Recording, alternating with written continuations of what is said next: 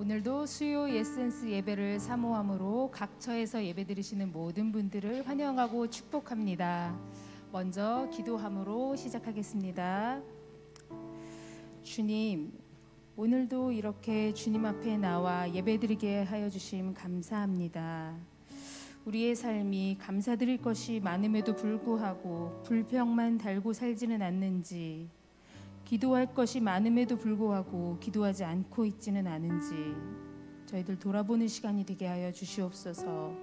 이 시간도 주 안의 행복을 회복하는 시간이 되게 하여 주실 것을 믿사오며 예수 그리스도의 이름으로 기도드리옵나이다.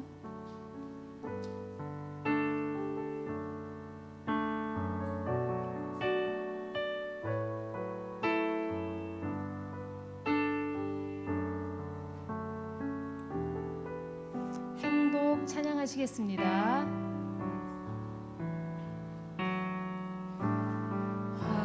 화려하지 않아도 정결하게 사는 삶, 가진 것이 적어도 감사하며 사는 삶, 내게 주신 작은 힘 나눠주며 사는 삶, 이것이 나의 삶의 행복이라오.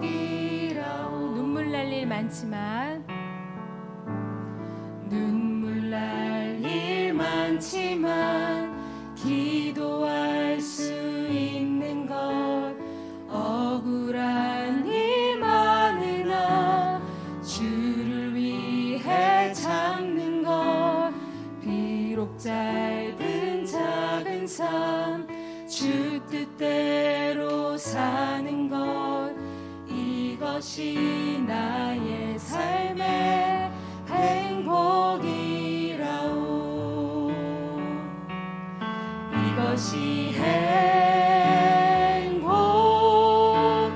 행복이라오. 세상은 알 수 없는 하나님 선물, 이것이 행복이라오.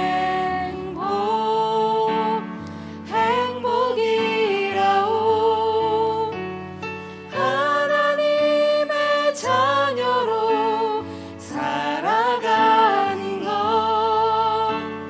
이것이 행복이라오.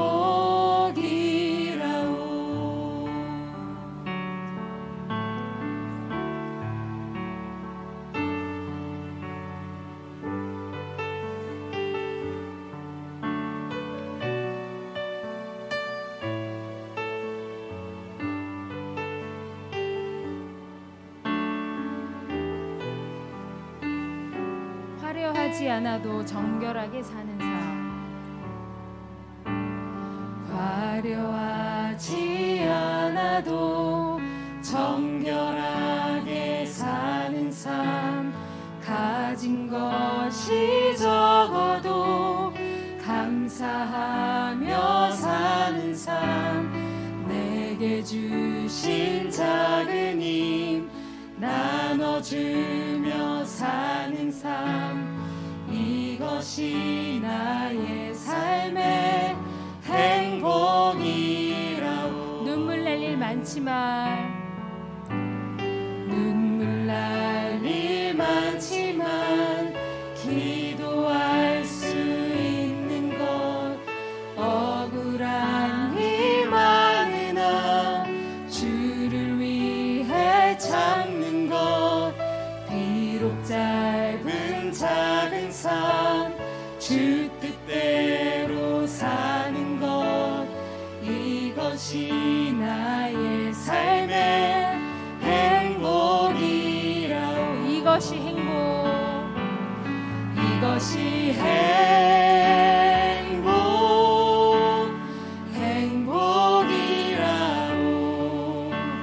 세상은 알 수 없는 하나님 선물, 이것이 행복이라오.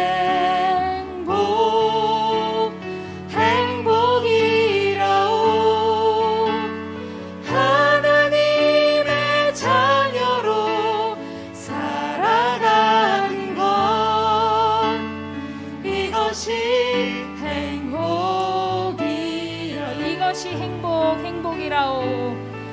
이것이 행복이라오. 세상은 알 수 없는 하나님 선물. 이것이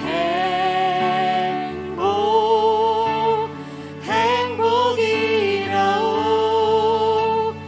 하나님의 자녀로 살아가는 것.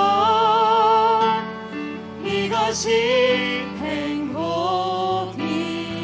이것이 행복이라오. 이것이 행복이라오. 이것이 행복이라오. 이것이 행복이라오.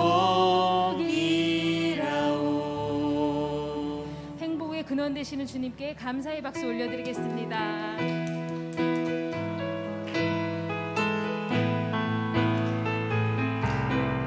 함께 박수 치시면서 기쁨으로 찬양하시겠습니다. 나보다 나를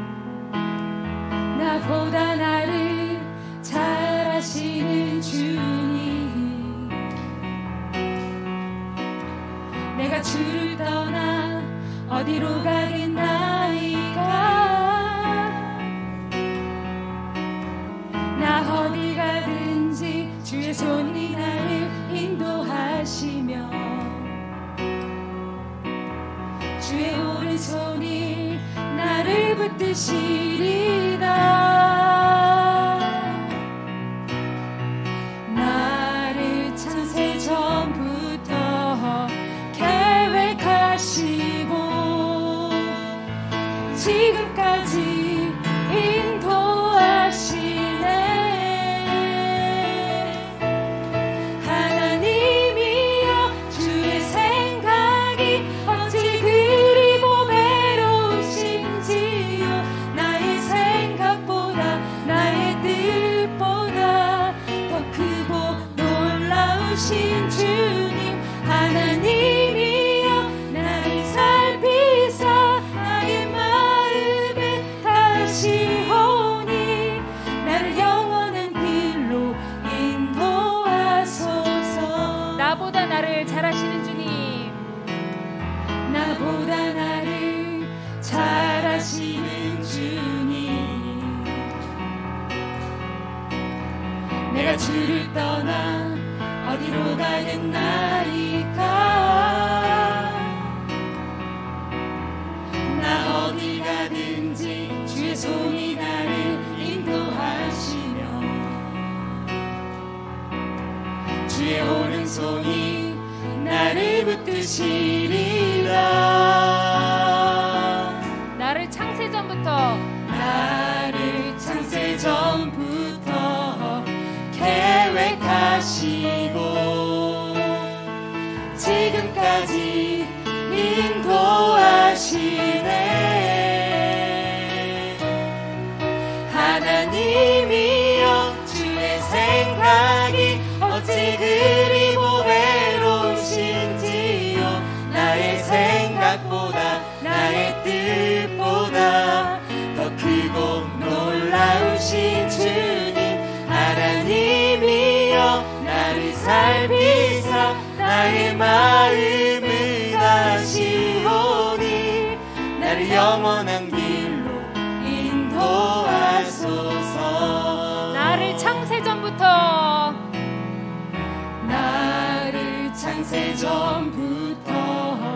계획하시고 지금까지 인도하시네. 하나님이여 주의 생각이 어찌 그리 보배로우신지요. 나의 생각보다 나의 뜻보다 더 크고 놀라우신 주님. 하나님이여 나를 살피사 나의 마음을 다시오니 나를 영원한 길로 인도하소서. 감사함으로 주를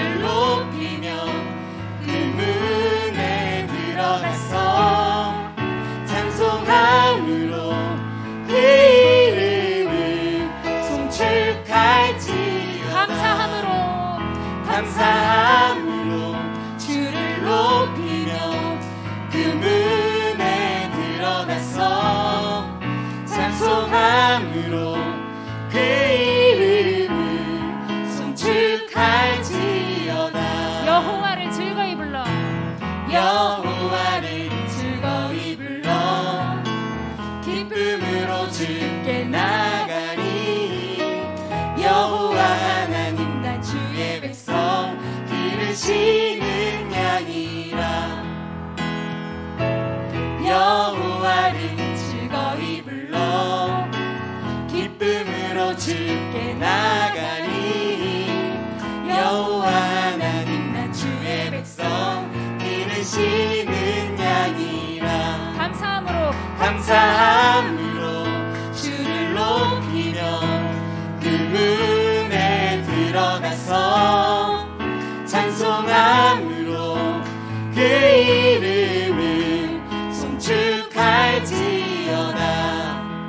주의 선함과 인자하심이 영원하고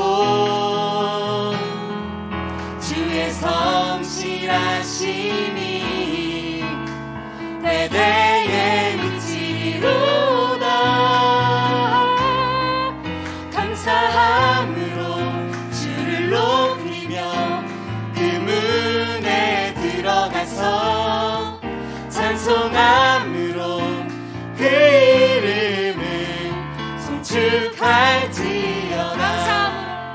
감사함으로 주를 높이며 그 문에 들어가서 찬송함으로 그 이름을 송축할지어다.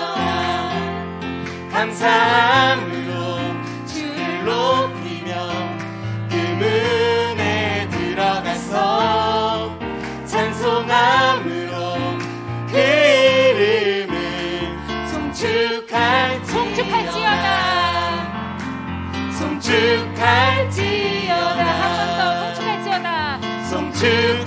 송축할지어다. 감사와 영광의 박수 올려드리겠습니다.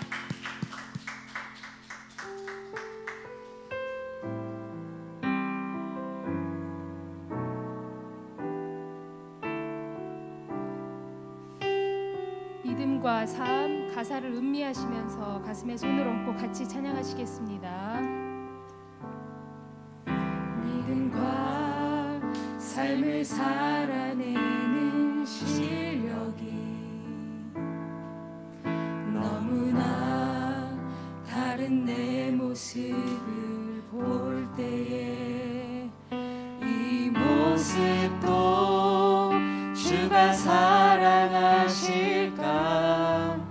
자신 없는 내 모습 그저 주님 앞에 있네.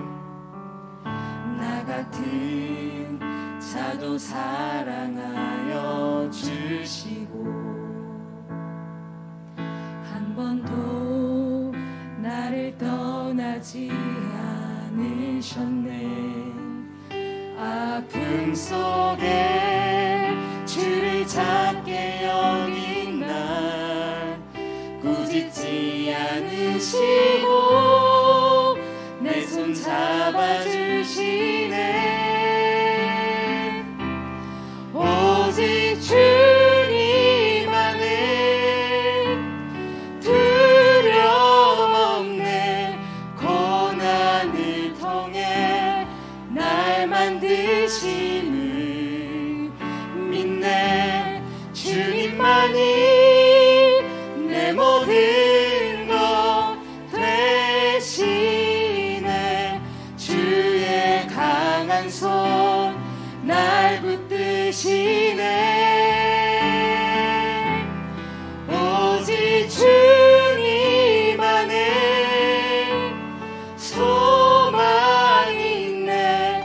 내 삶을 통해 영광 받으신 주님, 주님만이 내 모든 것 되시네. 주의 손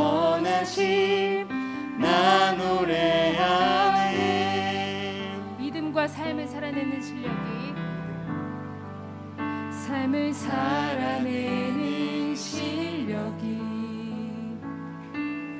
너무나 다른 내 모습을 볼 때에 이 모습도 주가 사랑하실까 자신 없는 내 모습 그저 주님 앞에 있네 나 같은 자도 사랑하여 주시고 한 번도 나를 떠나지 않으셨네 아픔 속에 주를 찾게 여긴 날 꾸짖지 않으시고 내 손 잡아주시네 오직 주님 안에 두려움 없네 고난을 통해 날 만드심을 믿네 주님만이 내 모든 것 되시네 주의 강한 손 날 붙드시네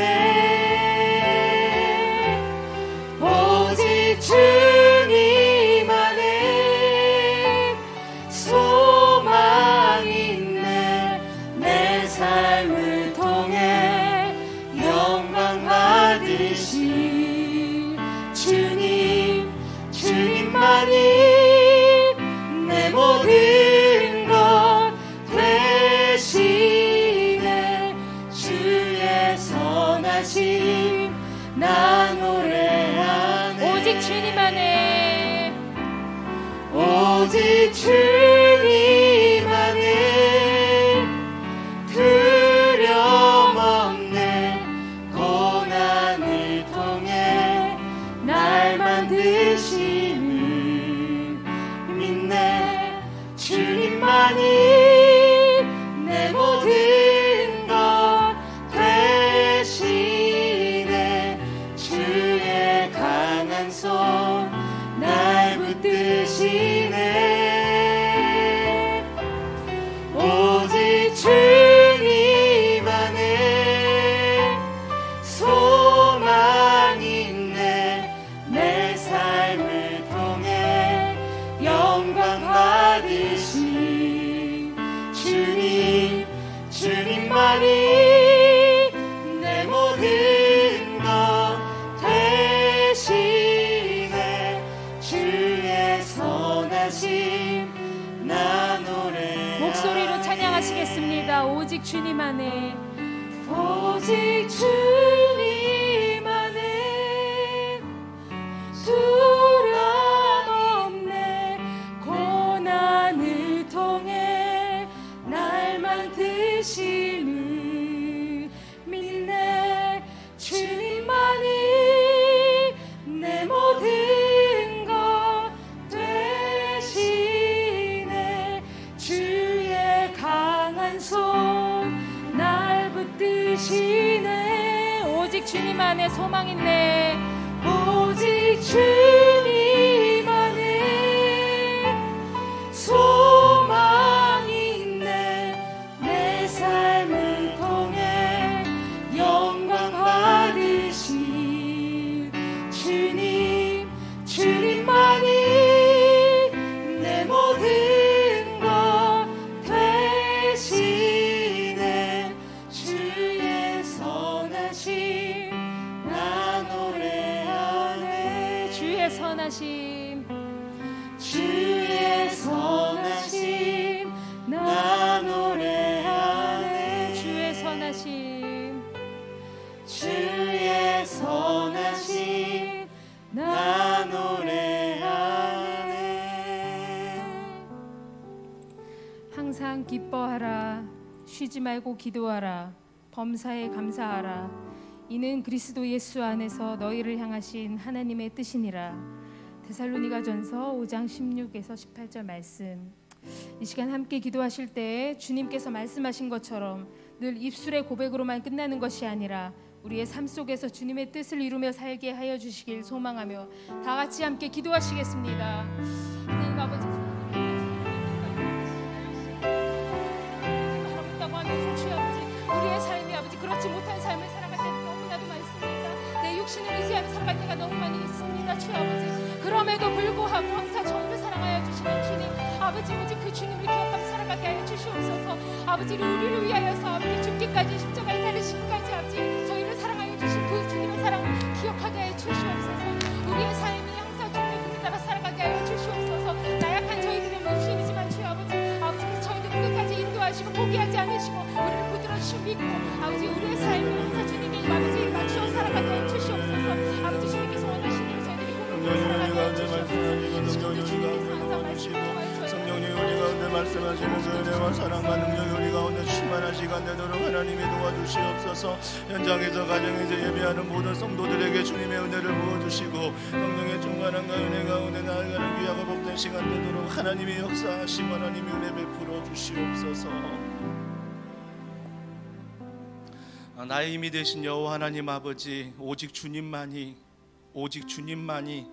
나의 전부이시며 나의 소망이시며 나의 영광이시며 내 모든 것 되신다는 이 복음의 고백이 더원 사랑의 교회 모든 성도들 안에 떠나지 않도록 하나님이 붙잡아 주시고 함께하여 주시옵소서. 때로는 우리가 넘어지며 실수하며 아파하며 때로는 우리 안에 근심과 염려가 있음을 이 시간 다시 한번 주님 앞에 고백하며 나아갑니다.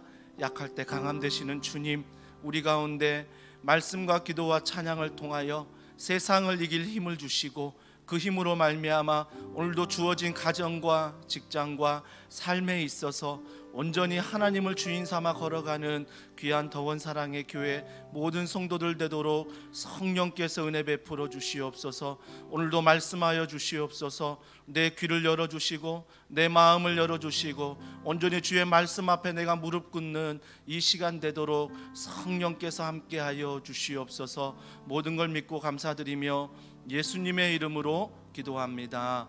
아멘. 반갑습니다. 우리 이 시간 옆에 있는 분들과 이렇게 인사하겠습니다. 브라보 마이 라이프로 인사할까요? 브라보 마이 라이프. 수요일 날 주제가 브라보 마이 라이프. 브라보 하면 뭐 신난다는 뜻이잖아요.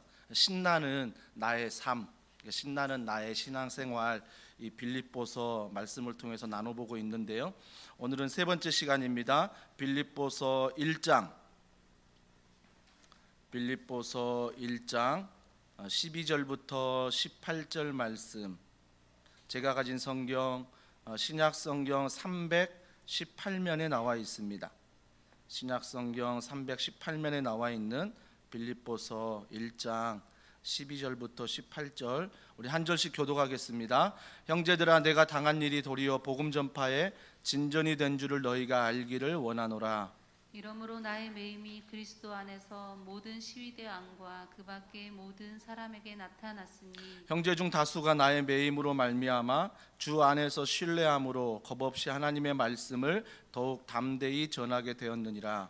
어떤 이들은 투기와 분쟁으로 어떤 이들은 착한 뜻으로 그리스도를 전파하나니 이들은 내가 복음을 변증하기 위하여 세우심을 받은 줄 알고 사랑으로 하나 그들은 나의 매임에 괴로움을 더하게 할 줄로 생각하여 순수하지 못하게 다툼으로 그리스도를 전파하느니라. 다 같이요. 그러면 무엇이냐 거칠애로 하나 참으로 하나 무슨 방도로 하든지 전파되는 것은 그리스도니 이로써 나는 기뻐하고 또한 기뻐하리라. 아멘. 수요 이 설교를 브라보 마이 라이프라고 잡는 것은 빌립보서의 전체 주제가 기쁨이에요. 기쁨. 근데 우리가 신앙생활하면서 어느 순간 기쁨이 사라질 때가 있잖아요. 근데 사도 바울을 보면서 어떻게 사도 바울은 그 기쁨이 흔들리지 않을까, 어떻게 그 기쁨이 영원할 수 있을까를 우리가 나누고자 하는 것입니다. 신앙생활하면서 걸림돌이 있을 것 같아요. 이 예배의 자리 나오기까지, 영상이든 현장이든 이 예배의 자리 나오기까지 걸림돌이 있습니다. 그 걸림돌이 있어요. 근데 그 걸림돌 중에 무엇이 내 발목을 잡는가를 가만히 생각해 보면 많은 것들이 있겠지요. 하지만 정말 중요한 걸림돌은 무엇이냐면 내 자신이에요. 내 자아예요. 신앙생활하면서 내 자신만큼 걸림돌이 되는 건 없습니다. 내 자아만큼 걸림돌이 되는 건 없다는 거죠. 왜 내 자아가, 내 자신이 걸림돌이 되냐면 나를 너무 소중히 여기기 때문입니다. 나를 너무나 귀히 여기기 때문이에요. 나를 너무 소중히 여기고 나를 너무 귀히 여기니까 하나님이신 예수 그리스도가 내 마음에 있는 곳이 없어요. 내 자아가 꽉 차 있는 거죠. 나의 존중함, 나의 사랑함, 내 자아가 내 중심에 있지 예수 그리스도 그분의 말씀이 내 중심에 있기가 어렵다라는 것입니다. 그래서 신앙생활의 싸움은요, 늘 자기 자신과의 싸움입니다. 늘 자아와 싸운다는 것이 신앙생활이라는 것입니다. 오늘 본문을 통해서 두 부류를 보게 됩니다. 첫 번째는 바울의 영성이에요. 어떤 환경에도 흔들리지 않는 바울의 영성을 보게 되고요. 또 하나의 영성은 뭐냐면 바울 옆에서 믿음을 가지고 있는데 비방하는 사람들이 있습니다. 조롱하는 사람들이 있어요. 그래서 두 가지 영성을 우리가 좀 살펴보려 합니다. 그 두 가지 영성 중에 우리가 오늘 본문 14절과 17절 말씀을 이렇게 읽었는데 사도 바울이 감옥에 있는 거잖아요. 감옥에 있음에도 불구하고 여전히 그가 기뻐하고 있다, 복음의 후퇴가 없다라고 말하고 있습니다. 여전히 복음을 전하고 있어요. 왜 그러냐면 사도 바울이 감옥에 갇히지 않았다면 만날 수 없는 사람들이었습니다. 여러분 요셉을 아시죠? 요셉 또한 억울한 일로 오해받아서 감옥에 갇히잖아요. 그가 감옥에 갇히지 않았다면 간수장을 만날 수 있었을까? 그들이 과연 왕의 정치적인 사람들을 만날 수 있었을까? 감옥에 갇히었기 때문에 그 사람들을 만날 수 있었던 것입니다. 사도 바울도 마찬가지입니다. 사도 바울도 감옥에 갇혔기에 정치인들을 만나고 감옥에 갇혔기에 오늘 본문에 나오는 많은 사람들을 만나게 된다라는 것입니다. 그런데 사도 바울은 어떤 환경에서도 늘 기쁨을 잊지 않았어요. 근데 그 기쁨이 어디서 오는 거냐? 바로 복음이라는 것입니다. 복음에서 오는 기쁨이에요. 그러니까 사도 바울은 내가 감옥 밖에 있든지 감옥 안에 있든지 복음이 내 자아고 복음이 내 자신이었다라는 것입니다. 이 복음이요, 헬라어로 유앙겔리온이에요. 헬라어로 유앙겔리온인데 이 복음이 원래 쓰이는 단어가 어떨 때 쓰이냐면 로마의 황제가 새로 임할 때 많은 백성들이 기대가 있잖아요. 야, 이제 정의로운 사회가 될 것이다. 이제 우리를 정말 행복하게 이끌어주는 황제가 될 것이다. 이런 기대가 있어요. 이런 기대가 있을 때 유앙겔리오라는 이 복음의 단어를 그 당시에 사용했습니다. 그래서 복음이라는 것은 기쁜 소식, 좋은 소식, 즉 그들이 말하는 복음이 뭐였어요? 황제가 앞으로 이 나라를 잘 다스려 우리가 잘 먹고 잘 살게 해줄 것이다. 이 마음으로 유앙겔리온, 이 복음이란 단어를 사용했다고요. 그런데 그 많은 정치인들이 억울하게 감옥에 갇히기도 하지요. 그래서 사도 바울이 감옥에 있을 때 그들에게 진정한 복음을 전합니다. 그들이 알고 있는 복음은 뭐였다고요? 황제가 이제 새로 즉위했으니 우리를 잘 먹고 잘 살게 할 것이다. 이게 복음이었다면 사도 바울이 전하는 복음은 다른 거죠. 하나님이신 예수 그리스도가 인간의 몸을 입으시고 우리의 문제를 해결하기 위해서 이 땅에 오셨다는 것. 그래서 그분이 우리의 죄 때문에 십자가에 못 박히시고 부활하시고 지금은 하나님 보좌 우편에서 우리를 위해 기도하신다는 것. 이 새로운 복음. 그러니까 이 정치인들이 깜짝 놀라는 거죠. 그들이 알고 있던 복음은 황제가 우리를 잘 살게 한다는 그 복음이었는데 사도 바울을 통해 감옥에서 듣는 복음은 황제에 대한 복음이 아니라 예수 그리스도, 그분에 대한 복음을 처음 듣게 된다라는 것입니다. 그러면서 그들 안에 참된 복음을 듣고 그 복음 안에 기쁨을 얻게 된다는 그러한 본문들이 빌립보 말씀에 쭉 실려 있는 거예요. 근데 중요한 게 뭐냐면 사도 바울이 이제 감옥에 갇혔잖아요. 감옥에 갇히기 전에도 복음을 전했습니다. 감옥에 갇힌 이후에도 복음을 전하고 있습니다. 그런데 감옥에 갇혀 있는데 복음을 전하려면 한정적이잖아요. 만나는 사람이 한정적입니다. 근데 어떤 일이 벌어지냐면 오늘 14절에 보세요. 1장 14절에 보면 사도 바울이 감옥에 있는데 형제 중 다수가 나의 매임으로 말미암아 주 안에서 신뢰함으로 겁없이 하나님의 말씀을 더욱 담대히 전하게 되었느니라. 여러분 이 말씀을 알겠죠? 사도 바울이 감옥 밖에서 복음을 전하다가 매임이 되었다는 건 뭐죠? 감옥에 갇혔다는 거예요. 감옥에 갇혔는데 지금 누가 더 겁없이 용기 있게 복음을 전하고 있습니까? 사도 바울과 함께 사역했던 사람들이에요. 사도 바울이 밖에서 복음을 전할 때는 이 사람들은 거의 꿀먹은 벙어리였어요. 복음을 전하지 않았다고요. 근데 사도 바울이 매임이 되어 감옥에 갇히니까 감옥에 갇힌 사도 바울을 보고 그들이 겁없이 사도 바울이 없는 그 자리에서 복음을 전하고 있다라는 것입니다. 여러분 복음을 전하는데 두 가지의 모습이 오늘 본문에 나옵니다. 어떤 사람은 오늘 본문처럼 14절에 겁없이 담대하게 복음을 전하는 사람이 있는데 어떤 사람은 뒤에 보니까 15절에 투기와 분쟁으로 그리스도를 전한다라는 것입니다. 여러분 똑같은 복음을 전합니다. 똑같은 믿음의 사람입니다. 투기와 분쟁을 일으켜도 그들이 이단이 아니에요. 하나님을 안 믿는 사람들이 아니라고요. 동일하게 하나님을 믿고 있고 예수 그리스도를 내 삶의 주인으로 모시는 사람들인데 동일한 믿음의 사람들인데 어떤 사람들은 겁없이 담대하게 예수님만 전하는 사람이 있고 어떤 사람들은 그 안에서 투기와 분쟁으로 예수님을 전하는 사람이 있다라는 것입니다. 여러분 이 차이가 무엇일까요? 제가 서두에서 말씀드렸듯이 왜 이 복음, 이 귀한 복음이 똑같은 믿음의 사람들에게 전하여지는데 어떤 사람들은 복음의 소식이요 어떤 사람들은 왜 이런 투기와 투쟁으로 전달될까? 그 차이는 딱 한 가지예요. 자아가 살아있는 사람들은, 내 자신이 너무 소중한 사람들은 복음을 전할 때 투기와 분쟁이 있다라는 것입니다. 오늘 이 본문을 통해서 복음의 걸림돌이 된다면 자기 자신이죠. 똑같은 복음을 들었어요. 똑같은 하나님을 믿고 있어요. 그런데 왜 투기와 분쟁일까? 그것은 바로 내 자아가 내 자신을 너무나 소중히 여기고 살아있기 때문이라는 것입니다. 후자를 한번 생각해 보자고요. 여러분 그 당시에 예수님을 믿는 사람들은 소수였습니다. 아주 적었어요. 그렇기 때문에 지금 복음을 전하면서 오늘 15절에 말하는 투기와 분쟁이 있는 사람들, 이들이 예수님을 똑같이 믿는 사람들이라면 바울이 아는 사람들일 확률이 많습니다.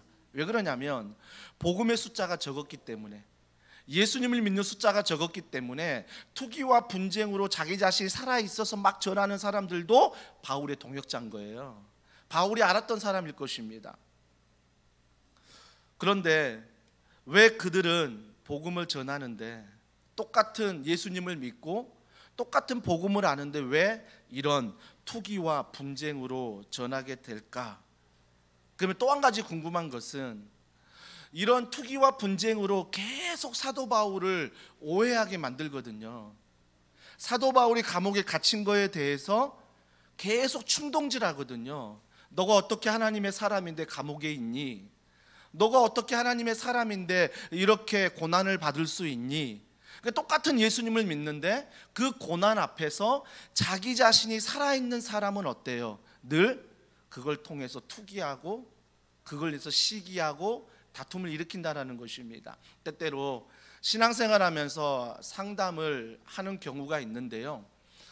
상담의 내용들이 많은 경우 이런 경우가 있습니다. 하나님의 인도하심을 모르겠다는 거예요. 하나님이 어떻게 나를 인도하고 우리 가정을, 우리 직장을, 우리 남편을, 우리 아내를, 우리 자녀를 어떻게 인도할지 모르겠다는 거예요. 그러면서 목회자에게 찾아와서 과연 하나님의 뜻이 무엇입니까? 하나님의 인도하심이 무엇입니까? 라고 물어보는 성도들이 종종 있습니다. 여러분, 그때 우리가 점검해야 될 것은 무엇이냐면 목회자인 저도 하나님의 뜻을 몰라요. 하나님의 인도함을 몰라요. 중요한 것은 무엇이냐면 그 하나님을 인도함을 알기 위해서 내 뜻을 정하고 기도하지 말라라는 것입니다. 이게 중요한 거예요. 하나님의 인도함을 알고 싶다고 하는데, 하나님이 어떤 것의 뜻을 알고 싶다고 하는데, 많은 성도분들이 이미 자기의 뜻을 정했어요. 이미 자기가 원하는 게 있다고요. 자기가 원하는 것 이란 이한 사만을 가지고 하나님 앞에 나와 어떻게 기도하냐면, 하나님, 제 이란은 이것이고 이한은 이것이고 사만은 이것입니다. 하나님의 뜻은 무엇입니까? 이렇게 물어보는 사람이 얼마나 많은지 몰라요. 여러분, 하나님의 뜻을 묻는다는 게 무엇입니까? 그 사만, 1, 2, 3만도 다 내려놓는 것입니다. 하나님 앞에 이 교회를 맡기는 것이고, 하나님 앞에 내 가정을, 직장을, 남편을, 아내를, 자녀를 맡겨드리는 거예요. 하나님이 사용해 달라고, 하나님이 함께 해달라고. 여러분, 이 기도를 통해서 어떻게 응답한지 아세요? 잠언 16장을 보십시오. 우리의 길을 하나님이 인도하신다라고 말합니다. 우리의 길을 하나님이 인도하시는데 지혜롭게 인도한다고 말씀하십니다. 여러분, 이 지혜라고 말하는 것은 하나님 앞에 내가 어떠한 안을 가지고 기도하는 것이 아니라, 하나님 앞에 다 내려놓고 믿음으로 기도할 때 하나님이 순간순간 주는 지혜가 있다라는 것입니다. 그래서 순간순간 주는 지혜를 가지고 선택하고 한마음이 되어서 교회가, 가정이, 직장이 걸어가는 것입니다. 이것이 하나님의 인도함을 받는 거예요. 하나님의 인도함을 받는 것. 여러분, 그래서 우리가 반드시 기억해야 될 것은, 오늘 기도 제목을 가지고 나왔는데 어떤 게 하나님의 인도함이지, 어떤 게 하나님의 뜻이지 라고 고민하신 분들이 있다면, 그 기도 제목조차도 하나님 앞에 맡겨드리고, 하나님 앞에 이 두 가지가 아닐지라도 하나님의 뜻을 알게 해달라고, 하나님의 마음을 알게 해달라고. 여러분, 이런 기도를 통해서 하나님 우리에게 지혜를 주시는 거예요. 그리고 한 마음으로 하나 되게 하신다라는 것입니다. 조금은 느릴 것입니다. 조금은 더딜 거예요. 하지만 내 자아가 살아있어 조급하게 선택하는 것보다 내 자아가 죽어, 내 자아가 하나님 앞에 드려져 더딜지라도 천천히 복음 앞에, 말씀 앞에 걸어가는 것, 주님과 함께 가는 것, 그것이 바로 주님의 인도하심이라는 것입니다. 왜 우리가 똑같은 복음을 전하는데, 왜 우리가 똑같은 예수님을 믿는데 왜 내 안에 시기와 질투가 일어날까? 그것은 한 가지 때문입니다. 비교하기 때문이에요. 똑같은 하나님을 믿는데, 똑같은 복음을 전하는데 왜 내 마음에 시기와 질투가 일어나냐면 비교하기 때문입니다. 남들과 비교하기 때문이지요. 여러분, 사울을 잘 아실 것입니다. 이 사울이 이스라엘 초대 왕이 됐을 때 굉장히 겸손했습니다. 오히려 어떤 일을 정할 때 겸손함이 있어서 백성들과 의논했어요. 백성들과 의논하면서 하나님께 기도하면서 그 모든 걸 결정했던 사람이 사울이에요. 하나님이 사울을 볼 때 너무 겸손한 거예요. 그런데 그 사울이 언제부터 미움과 다툼과 시기와 질투 안에 사로잡힙니까? 다윗과 비교할 때예요. 다윗과 비교하면서 똑같은 복음을 듣고 똑같은 하나님을 믿는데 갑자기 내 자아가 살아나고 미움과 다툼과 시기와 질투로 인해서 다윗을 죽이려고 하고, 더 이상 백성들의 뜻을 묻지 않고 더 이상 하나님의 뜻을 묻지 않습니다. 결국은 뭐예요? 우리 안에 똑같은 하나님을 믿는데, 똑같은 복음을 전하는데 왜 우리 안에서 이런 투기와 분쟁이 일어날까? 왜 내 안에서 미움과 다툼과 시기와 질투가 일어날까? 그것은 바로 비교하기 때문이라는 것입니다. 탕자의 비유 잘 아실 것입니다. 둘째 탕자가 허랑방탕해서 돌아왔을 때 아버지는 탕자가 돌아오는 것만으로도 기쁜 거예요. 살아서 온 것만으로도 기쁜 거지요. 그 기쁨으로 잔치를 베풀었는데 그때 가장 시기하고 미워하고, 오늘 본문 15절에 말하는 투기와 분쟁을 일으켰던 사람이 큰아들이에요. 누구보다 큰아들이 작은아들이 돌아오면 기뻐해야 되는데 그가 기뻐하지 않습니다. 왜요? 아빠는 나에게 해준 게 뭐가 있어? 그러면서 첫째와 둘째를 비교하고 아버지가 행한 일에 대해서 비교하기 시작합니다. 비교할 때요, 여러분, 내 마음에 투기와 분쟁이 일어납니다. 비교할 때 내 마음에 시기와 다툼이 일어난다라는 것입니다. 왜 그럴까 생각해 보면 한 가지예요. 섭섭하니까. 사울도 내가 참 하나님 믿고 왕이 되고 있는데 왜 다윗을 높입니까? 하나님께 섭섭한 거지요. 첫째 아들도 둘째 아들 허랑방탕에 돌아온 거 막 기뻐하고 잔치하니까 아버지께 섭섭하듯 하나님께 섭섭한 거예요.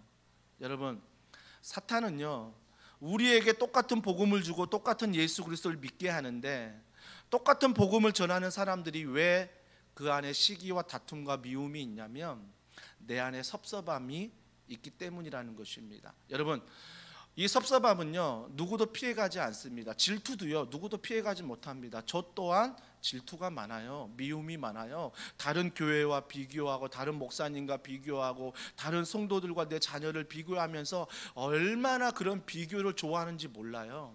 하지만 그 비교하는 마음이 없는 사람이 없습니다. 질투하지 않는 사람은 없어요. 그러면 어떻게 해야 돼요? 이 마음이 지나가게 만들어야 돼요. 이 마음이 나를 붙잡는 게 아니라 이 마음이 오는데 이 마음이 나에게서 그냥 지나가게 만들어야 된다는 것입니다. 그러면 어떻게 지나가게 할 수 있을까요? 디모데후서 2장 20절과 21절에 보면 큰 집에는 금 그릇과 은 그릇뿐 아니라 나무 그릇과 질그릇도 있어 귀하게 쓰는 것도 있고 천하게 쓰는 것도 있나니 그러므로 누구든지 이런 것에서 자기를 깨끗하게 하면 귀히 쓰는 그릇이 되어 거룩하고 주인의 쓰심에 합당하며 모든 선한 일에 준비함이 되리라. 여기서 보세요. 여러분 집에 가셔서 찬장을 열어보면 많은 그릇이 있습니다. 어떤 그릇은 일반적으로 많이 사용하는 그릇이 있고요, 어떤 그릇은 특별한 날에 특별한 손님이 왔을 때 쓰는 그릇이 있습니다. 우리의 삶은요, 신앙생활 할 때 자꾸 이런 그릇에 비교합니다. 나는 너무나 이렇게 자주 쓰이면서 나는 인정받지 못하는 그릇이야 라고 자꾸 특별한 그릇과 비교합니다. 이 특별한 그릇은 또 비교하는 거죠. 내가 귀히 쓰지만 어쩌다 한 번씩 쓰는 그릇이기 때문에 일반 그릇보다 못났다라고 생각하는 것입니다. 여러분, 이러한 그릇이 많은데 주님은 이러한 그릇을 말하지 않습니다. 여러분 안에 어떤 죄인된 모습으로 왔을지라도 주님은 그 죄인된 모습에 집중하지 않습니다. 오히려 주님이 집중하는 건 뭐예요? 거기에 많이 쓰이는 그릇이냐 특별한 그릇이냐 이게 아니라 깨끗한 그릇인가, 여기에 주님의 마음은 있는 거예요. 그렇다면 깨끗한 그릇은 무엇입니까?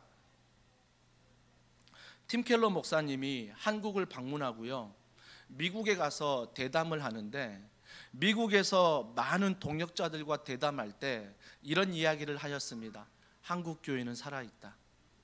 우리가 볼 때는 한국 교회는 죽은 것 같은데 한국 교회는 살아있다라고 팀 켈러 목사님이 말씀하셨습니다. 그 이유는 뭐냐면 회개하기 때문이다. 회개하기 때문에 한국 교회는 부흥했고 회개하기 때문에 한국 교회는 살아있다라고 말씀하십니다. 여러분, 깨끗한 그릇이 무엇입니까? 내가 죄를 안 지은 게 깨끗한 게 아니에요.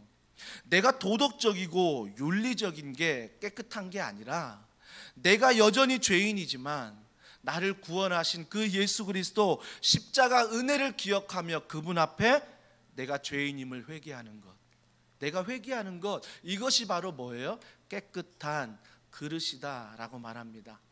그러면서 팀 켈러 목사님이 오늘날 미국 교회는 부흥하지 못하고 있다. 왜? 회개가 사라지기 때문에. 회개가 사라지기 때문에 미국 교회는 이런 면에서 부흥하지 못하는 교회다라고 이야기를 하셨습니다. 사랑하는 성도 여러분, 저는 이 말씀을 기억하면 좋겠습니다. 왜 우리가 똑같은 예수님을 믿는데, 똑같은 복음을 듣는데, 어떤 이들은 능력 있게 복음을 전하는데 왜 나는 자꾸 미움과 다툼과 시기와 질투와 15절에 얘기했던 투기와 분쟁이 내 안에 일어날까? 그것은 바로 내가 깨끗한 그릇이 아니기 때문입니다. 그것은 바로 내가 회개하지 않기 때문이에요. 내가 죄인임을 보지 못하기 때문이지요.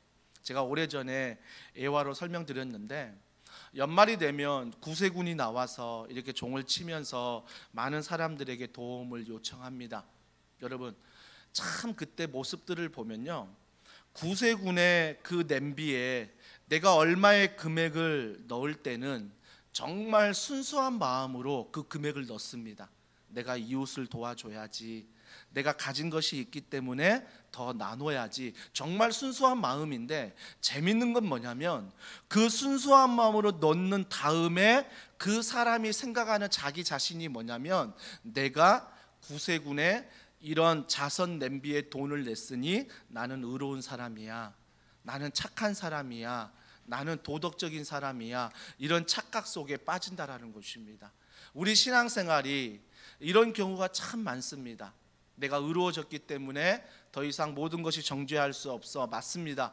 어떤 것도 주의 복음 안에 우리의 구원을 뺏어갈 수 없습니다. 하지만 그 구원을 뺏어가지 못한다는 이유로 내가 마음대로 살고 주님 앞에 회개하지 않고 주님 앞에 죄인임을 고백하지 않는다면 여러분의 삶은요, 사도 바울이 감옥에 갇혔을 때 똑같은 복음을 전하지만 그 복음을 전할 때 미움으로, 다툼으로, 시기로, 질투로 전하는 사람이라는 것입니다. 사랑하는 성도 여러분, 그래서 우리는 나의 회개함으로 주님께 내 모든 걸 내려놓음으로 이 미움을 이기셔야 됩니다. 다툼을 이기셔야 됩니다. 저 또한 이런 미움과 다툼 앞에서 주님 앞에 치열하게 싸우며 무릎 꿇고 나아가고 있습니다. 주님이 우리에게 말씀하셨습니다. 주님만 십자가를 진 게 아니라 너도 십자가를 지고 나를 따라오라. 따라오라고 말씀하셨어요. 그러면 주님이 십자가를 짐으로 내가 구원받은 것 감사하지만 나 또한 그런 감사 앞에 어떻게 해야 돼요? 그 십자가를 지고 주님을 따라가는 거지요. 나의 연약함을 그분 앞에 내려놓고 내가 죄인임을 고백하고 회개하며 걸어가는 것입니다. 또 한 가지가 있다면 그것은 바로 성공과 성취 앞에서 무릎을 꿇기 때문에 내가 예수님을 믿어도 내 안에 미움과 다툼과 질투와 시기가 있다라는 것입니다. 내 안에 우상이 있어요. 그 우상이 뭐냐면 성공이라는 우상, 성취라는 우상이 있다라는 것입니다. 여러분, 성공과 성취의 우상이 뭔지 아세요? 그 우상이 어떻게 점검이 되냐면 이것만이 나에게 기쁨을 줄 수 있다라고 생각하는 것입니다. 이게 우상이에요. 그래서 그게 없으면 어때요? 불안한 거지요. 여러분, 당연하다고 말할 수 있습니다. 뭐 돈이 없으면 불안하잖아, 건강이 없으면 불안하잖아. 우리는 당연하게 말하는데 그게 성경은 뭐라고 말해요? 우상이라고 말하고 있습니다. 그게 없으면 내가 불안해하는 것, 그게 없으면 내 마음의 중심이 아무것도 없는 것, 이것이 바로 우상이다. 그래서 똑같이 예수님을 믿는데, 똑같이 복음을 전하는데 그들이 자아가 살아있을 때 성공이라는 우상이, 성취라는 우상이 그들 안에 있다라는 것입니다. 그것은 바로 이것만이 나에게 기쁨을 줄 수 있다는 것, 그것이 우상이에요. 여러분, 오늘 곰곰이 한번 생각해 보셔야 됩니다. 이것만 있으면 내가 기쁠 텐데, 이것만 주시면 내가 행복할 텐데, 그런 거 있잖아요. 그걸 놓고 기도하는 분들도 있습니다. 여러분, 깨달으시기 바랍니다. 그것만이 기쁨을 주는 건 우상이고, 온전히 예수 그리스도 안에서 우리가 기쁨을 얻어야 그 모든 우상 앞에서 다스릴 수 있는 거예요. 돈을 다스릴 수 있고 건강을 다스릴 수 있다라는 것입니다. 어제 한 가정 사업장을 신방하는데 그분이 그런 얘기 하더라고요. 3년 전에 한 사업장을 오픈하면서 너무나 두렵고 떨리며 3년 동안 터널이었대요. 정말 캄캄한 터널을 지나고 있는데 그 순간 자기의 신앙생활에 놀라운 모습을 봤다라는 거예요. 힘든데 어려운데 정말 앞이 깜깜해서 어떻게 할 줄 모르겠는데 하나님을 찾지 않더래요. 내 시선이 하나님을 보는 게 아니라 그 터널 안에서 캄캄한 것만 보고 어떤 걸 보냐면 빨리 사업장이 잘 됐으면, 빨리 우리 남편이 잘 됐으면, 빨리 우리 자녀가 잘 됐으면, 그 신앙생활 캄캄한 곳을 지나면서 나의 시선이 어디에 있어요? 하나님께 있는 게 아니라 빨리 이것을 벗어났으면 하는, 근데 그 마음이 뭘까요? 전 이해가 돼요. 한 교회를 개척하면서 하나님 빨리 이 교회가 안정이 됐으면, 하나님 빨리 성도들이 채워졌으면, 하나님 빨리 헌금이 잘 채워져 독립이 됐으면, 이런 마음이 있잖아요. 결국 그 마음에 어떤 마음이 있는 거죠? 그게 있어야 행복하다고 느끼는 거예요. 그게 있어야 내 마음에 기쁨이 있다라고 느끼는 거죠. 이게 뭐라고요? 우상입니다. 우상이에요. 우리는 사도 바울을 보면서 그가 감옥에 있습니다. 감옥에 있지만 그가 여전히 복음을 전하며 기쁨으로 흔들리지 않는 모습을 살 수 있었던 것은 감옥이나 그런 환경이 주는 기쁨이 아니라 예수 그리스도 그분이 주는 기쁨 안에 그 기쁨을 원하기 때문에, 그래서 감옥 안에서도 뭐예요? 간수를 보는 게 아니라, 내가 나갈 날만 생각하는 게 아니라 하나님을 보는 거죠. 말씀을 생각하고 찬양하며 그분을 의지하는 것, 이것이 바로 진정한 브라보 마이 라이프, 정말 신나는 신앙생활의 비밀이라는 것입니다. 청 콜리슨이라는 닉슨의 보좌관이 있습니다. 이 사람이 정말 냉정한 사람이거든요. 굉장히 냉정함으로 평가받을 때 많은 사람들이 주변에 뭐라고 말했냐면, 저 척 콜리슨은 자기 할머니도 짓밟을 사람이다. 그러니까 자기의 출세를 위해서는 자기의 할머니도 짓밟을 사람이다라고 모든 사람이 이야기했습니다. 근데 그때 닉슨 대통령 때 워터게이트 사건이 터지지 않습니까? 그러면서 이 사람이 감옥을 가게 되지요. 그 감옥에서 복음을 듣게 되고 감옥에서 복음을 들으며 출소하게 됩니다. 그런데 그 사람이 변하는 게 뭐냐면, 하나님 안에서 그가 변한 건 냉정함이 없는 사람으로, 사랑이 있는 사람으로 변화되었다라는 것입니다. 네덜란드 신학자 아브라함 카이퍼는 이런 이야기합니다. 인간의 존재 전 영역 가운데 모든 것에 주권자이신 그리스도께서 내 것이다 주장하지 않는 부분은 1%도 없다. 이게 무슨 말입니까? 내게 주신, 내가 가지고 있는 모든 것은 하나님의 것이다. 아브라함 카이퍼가 이런 얘기하는 거예요. 그러면 지금 우리는 어떻습니까? 내게 주어진 거 내 것이라고 혹시 말하지 않으십니까? 그래서 하나님이 건들면, 하나님이 기도 제목을 주면 하나님 왜 이러세요? 섭섭하고 미움과 다툼과 시기와 질투 가운데 혹시 매어 있지는 않으십니까? 우리가 반드시 기억해야 될 것은 내 마음에 이런 모든 기쁨의 근원이 예수 그리스도 그분의 말씀으로부터 올 수 있는 그 믿음, 우리가 여기까지 가기 위해서 치열하게 기쁜 소식을 듣고 예수님이 나에게 하신 일을 묵상하며 우리가 걸어가야 한다라는 것입니다. 오늘 더원 사랑의 교회가, 저는 이런 교회가 되었으면 좋겠습니다. 그래서 사도 바울이 얻은 기쁨이 감옥 밖에서가 아니라, 감옥 안에서가 아니라, 어느 곳에 있던 환경이 중요한 게 아니라 예수 그리스도 복음으로 말미암아 기뻐했다라는 것입니다.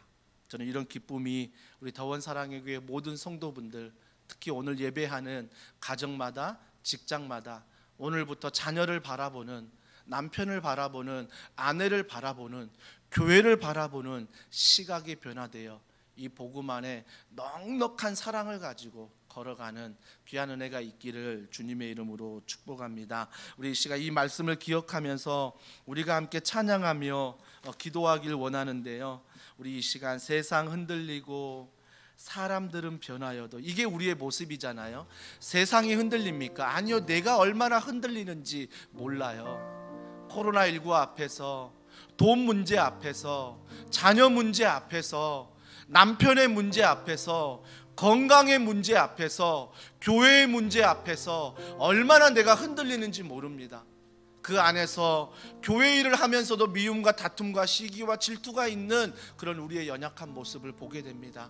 우리 그 마음을 주님 앞에 올려드리며 이 찬양 고백합니다. 세상 흔들리고 사람들은 변하여도 나는 주를 섬기리.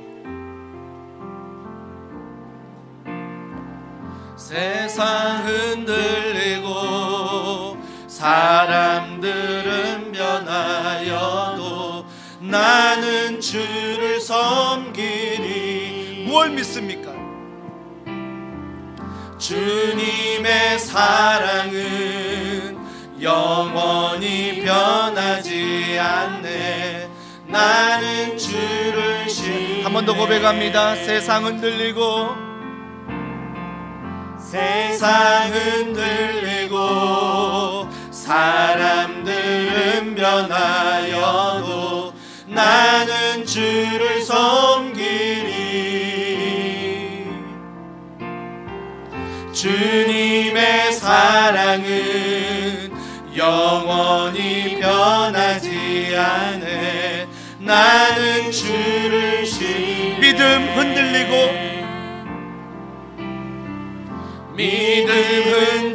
흔들리고 사람들 주를 떠나도 나는 주를 섬기리. 주님의 나라는 영원히 쇠하지 않네. 나는 주를 신뢰. 오직 믿음으로 오직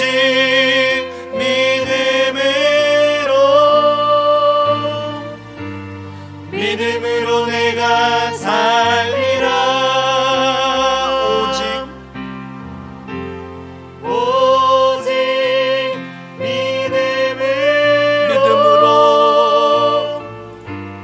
믿음으로 내가 살리라. 오직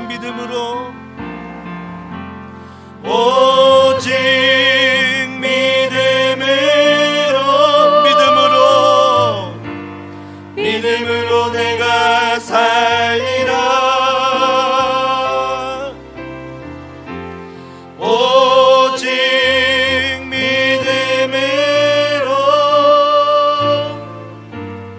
믿음으로 내가 주님 사랑해요. 주님 사랑해요.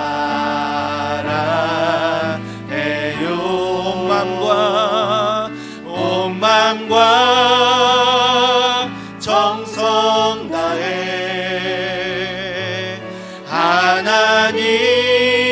하나님의 신실한 친구 되기 원합니다. 나 무엇과도 주님을 바꾸지 않으리. 다른 어떤 은혜 구하지 않으리. 오직 주님만이 내 삶의 도움이시니. 아멘. 주의 얼굴 보기. 한 번 더 고백합시다. 나 무엇과도 주님을 바꾸지 않으리. 다른 어떤 은혜 구하지 않으리. 오직 주님만이 내 삶의 도움이시니. 주의 얼굴 보기 원합니다. 주님 원합니다. 주님 사랑해요.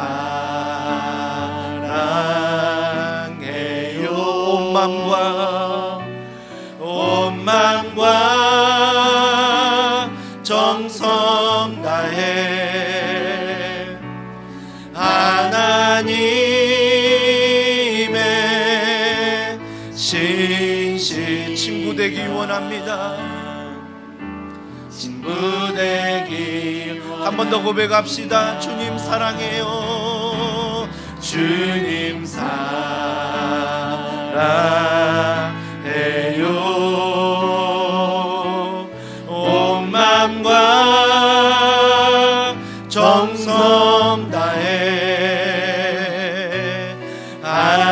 하나님의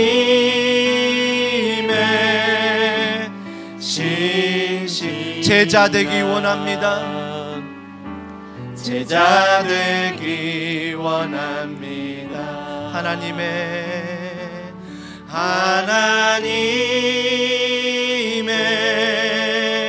신실 제자 되기 원합니다. 제자 되기 원합니다. 우리 이 시간 가슴에 손을 올리시고 다른 어떤 기도보다도 내가 원하는, 내가 바라는 그런 기도보다도 이 시간 주님 앞에 간절히 원하는 기도는 주님 더 사랑하게 해주세요. 주님 마음 알게 해주세요. 주님 뜻 알게 해주세요.